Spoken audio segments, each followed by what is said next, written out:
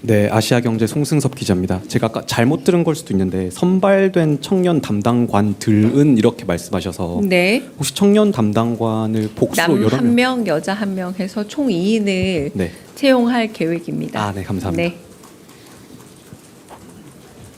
다른 네.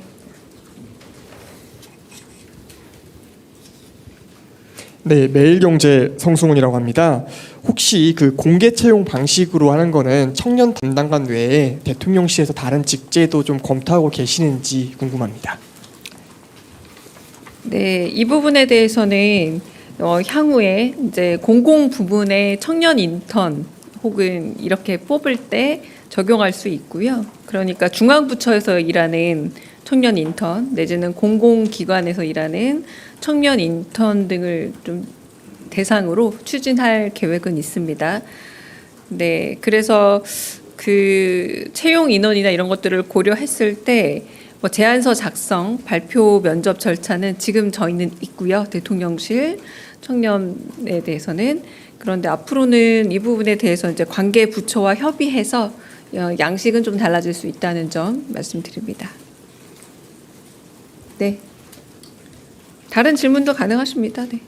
네, 저 한국일보 대경입니다. 네. 그 앞서 대통령께서는 경기지사 때도 청년 비서관을 블라인드 채용으로 공개 모집했던 이력이 있는데, 그래서 이번 인선 이렇게 방식을 진행하는데도 대통령의 뜻이 많이 담겨 있을 것으로 보이는데, 그 대통령의 위중에 대해서 조금 설명 부탁드리겠습니다. 네, 맞습니다. 지금 2019년 경기도 청년비서관 채용 방식과 유사하다고 보시면 될 것 같고요. 당시 합격한 청년비서관이 현재 인천 서구병 국회의원 모경정 의원이기도 하시죠. 당시 경기도 청년비서관 컨셉, 채용 컨셉을 이번에도 많이 좀 차용했다고 할 수 있겠고, 그런데 그때는 경기 청년 정책 비서관이었는데 이번 채용은 대한민국 청년 정책 추진 방향을 담은 정책 제안서, 그러니까 정책 제안서의 범주가 달라졌다고 할 수 있겠습니다. 하지만 결국은 그 기본적인 컨셉은 경기도 청년 비서관 채용 방식과 유사하고 대통령의 의중이 반영된 그런 채용 방식이라 보시면 되겠습니다. 네, 먼저 뒤쪽에 네. 네, 연합뉴스 영문의 김은정 기자입니다. 이번 정부에서 외교안보 특보 자리가 축소 조정되거나 폐지될 것을 검토하고 또 직제 개편안을 준비하고 있다는 보도가 나왔는데 확인 부탁드립니다. 네, 직제 개편 관련돼서는 지금 현재로서는 제가 좀 확인 중인 상황입니다. 정책 쪽에 확인해서 최종적으로 확인되면 좀 더 구체적인 말씀을 드리겠고요.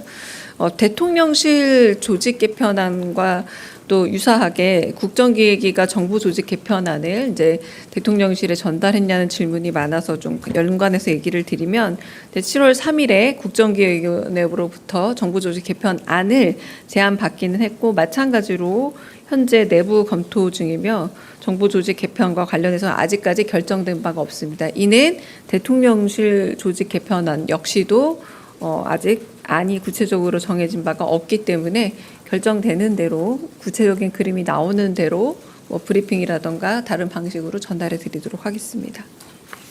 네.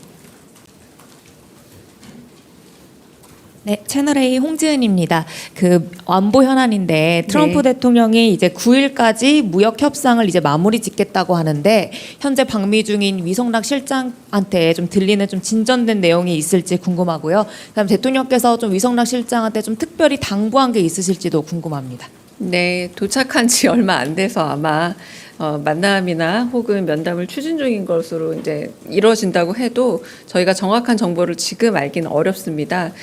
출발하기 전에 안보실장께서도 다녀온 후 사후 브리핑을 예고한 이유는 아마 과정을 다 겪고 그 다음에 진척된 내용이나 혹은 정리된 내용이 있으면 도착 이후에 언론인들에게 브리핑을 통해 전달할 예정일 듯 하고요. 관세 협상을 비롯해서 한미 정상 외교 면담 혹은 회담을 포함한 다양한 분야에 대한 그 의견 교류와 그리고 조율이 있을 것으로 예상되고 추진 중인 것으로 알고 있습니다.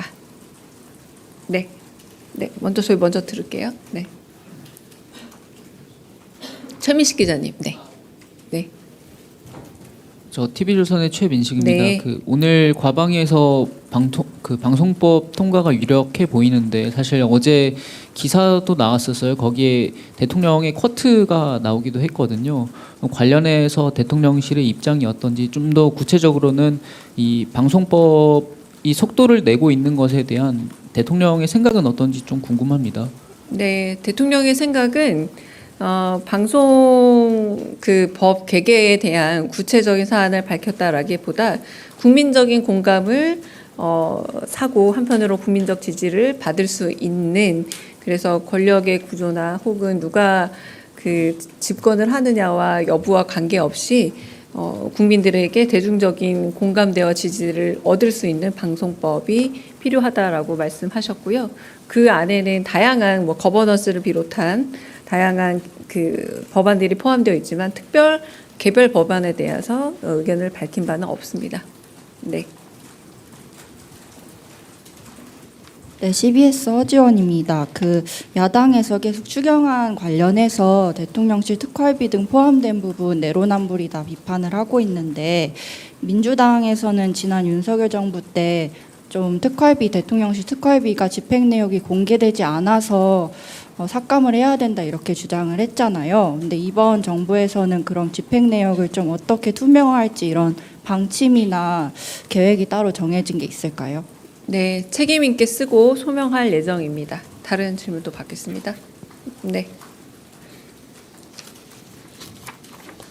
네, OBS 최한성입니다. 대통령님께서 전에도 물가에 관련해서 언급하셨고 어제 당정대에서도 물가 얘기가 나왔는데요. 특히 가공식품 가격 인상률 최소화에 대해서 얘기가 나오지 않았습니까? 이게 아마 민간 기업이 정해야 될 문제인데 정부가 이 부분에서 어떤 역할을 하시게 될지 좀 궁금합니다. 아무래도 이게 또 좀 전에 말씀드렸던 것처럼 어떤 사기업의 역할인데 거기에 정부가 또 과도하게 역할을 하시는 게 아니냐는 그런 우려도 있는 것 같고, 업계에서는 아무래도 이 부분에 대해서 가격은 또 자율적으로 정해야 되고, 가격이 단지 어떤 그 재료값뿐만 아니라 공공요금이라든가 여러 가지 요인으로 정해지는 건데 이렇게 아무래도 정부에서 나서시면은 좀 부담스럽다는 그런 표정도 좀 있는 것 같거든요. 말씀 부탁드리겠습니다.